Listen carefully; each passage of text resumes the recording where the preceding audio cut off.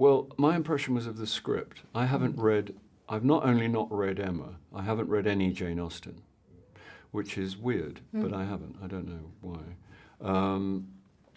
So therefore, but if I am offered an adaptation of a book, I do make a point of not reading the book, because I don't think it's either got information in it which I don't need, or there's going to be stuff that I regret that isn't in the script, and that's going to make me unhappy. And really, in the end, obviously, you're not filming a book, so I stick with the script. But my impression of the script was that it was extremely good, but it's not something I'm normally drawn to. But I then met the director, Autumn de Wilde, and she's very special, and you're very quickly aware that you're in the presence of somebody very unusual and very smart and very funny.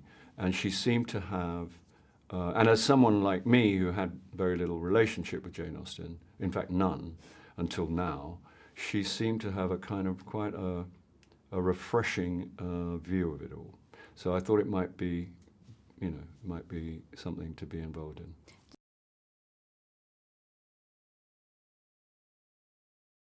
Well, apparently I've been asked to find adjectives. They've said that we should all find adjectives for our character, and I thought uptight, which is an old word, but it'll do, and anally retentive might be something you'd reach for. And he's a valetudinarian, as I'm sure you're aware, and not to be confused with a hypochondriac who is obsessively concerned with their own health, whereas a valetudinarian is obsessively concerned with other people's. And the fact that he lives in constant fear of drafts and of anybody catching a cold is, when you read anything further about the 19th century, you realize that he wasn't entirely crazy, because people died of those things. People died all the time of things we no longer die of. A mixed up, shook up guy. I'm reaching for ancient jive talk only because I like ancient jive talk, and I had the idea that maybe when I'm asked for adjectives, I'll get everybody to say uptight, anally retentive, valetudinarian 3 times quickly, because as you can see, I've been practicing.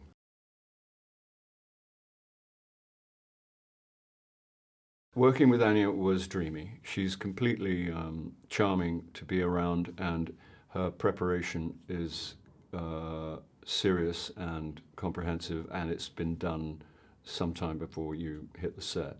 And she's extremely professional, and has access to her emotions, it seems, in a way that I don't. It's very impressive.